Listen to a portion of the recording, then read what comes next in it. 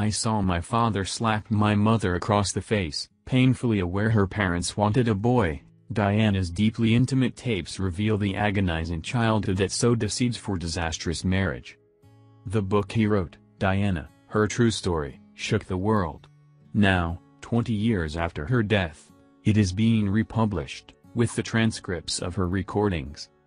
Today, in our fourth extract from those tapes, she talks about her deeply unhappy childhood, blighted by her parents' vicious arguments and subsequent divorce when she was just 7. Her mother Frances left her father for wallpaper tycoon Peter Shand Kydd and moved out of the family home in Norfolk, Park House, next door to Sandringham, to London. Frances had desperately wanted her children to live with her, but lost a bitter custody battle, with Diana and her siblings Sarah, Jane and Charles caught in the middle.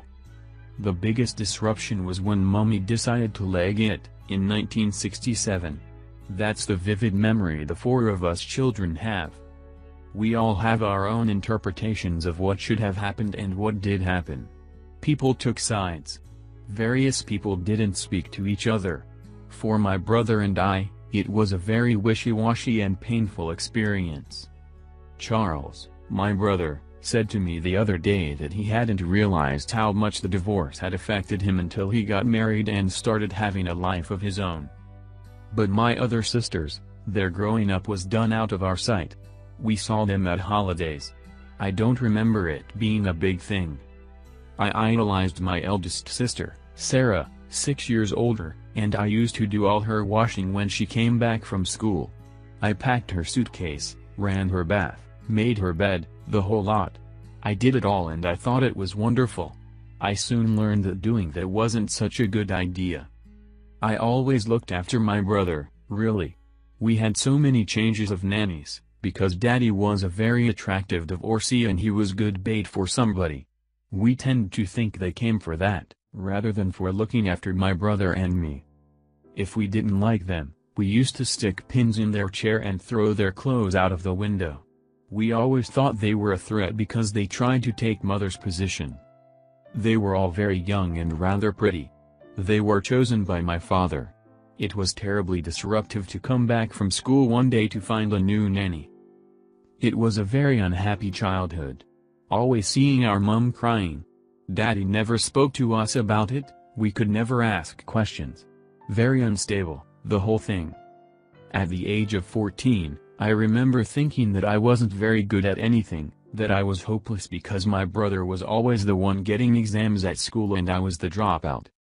I couldn't understand why I was perhaps a nuisance to have around, which in later years I've perceived as being part of the whole question of the child who died before me. It was a son, John, who died within 10 hours of his birth in 1960, and both my parents were crazy to have a son and heir. What a bore, we're going to have to try again. And then comes a third daughter. I've recognized that now and that's fine. I accept it. I adored animals, guinea pigs and all that. I had a mass of rabbits, guinea pigs and hamsters. They all had names. In my bed, I'd have 20 stuffed animals and there would be a midget's space for me. They were all adored. That was my family. I hated the dark, always had to have a light outside my door until I was at least 10. I used to hear my brother crying for my mother, he was unhappy, too, and my father was right down the other end of the house. I never could pluck up courage to get out of bed. I remember it to this day. I remember seeing my father slap my mother across the face.